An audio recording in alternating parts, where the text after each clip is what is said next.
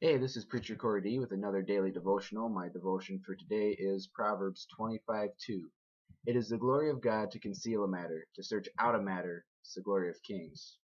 God gets glory because we as humans can't fully understand his universe or the way that he rules it, whereas earthly kings get glory by making all matters of their leadership known. God just says, this is my universe, this is my world, you're mine.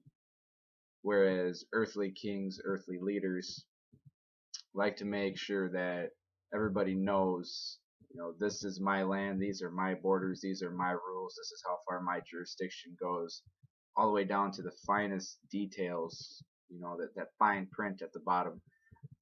God doesn't do that. And sometimes because God doesn't do that, his ways can seem mystifying and sometimes confusing. Like, why does God allow bad things to happen is something that we as Christians hear from people all the time.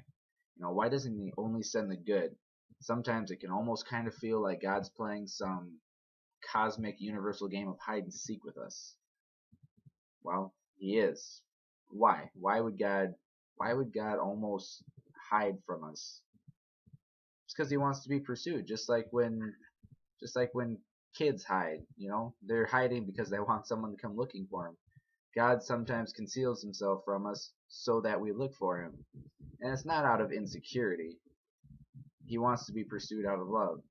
It's just like in the movie Bruce Almighty, where Bruce, played by Jim Carrey, gets all the powers of God, and he's warned, you can't mess with free will. You can't mess with free will. God gave us free will so that loving him was a choice, and we see this. If you've ever seen the movie, Bruce's girlfriend Grace leaves him, and all of a sudden, he's down in the dumps, and he desperately wants her back, and he's trying everything he can to convince her, and he tries to force her to love him, but he can't mess with free will, so it doesn't work. Why? If God just wants us to love him, why doesn't he just make us? Why aren't we just made to automatically love God?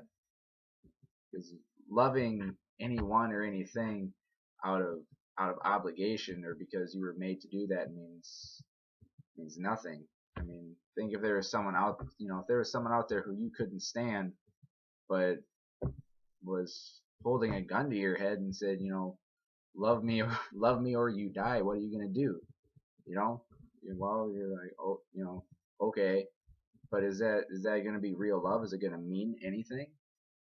No. You can't force somebody to love someone or love a thing. So God doesn't force us to love him, because if it was a force, or if it was just the way we were created, that love wouldn't mean anything.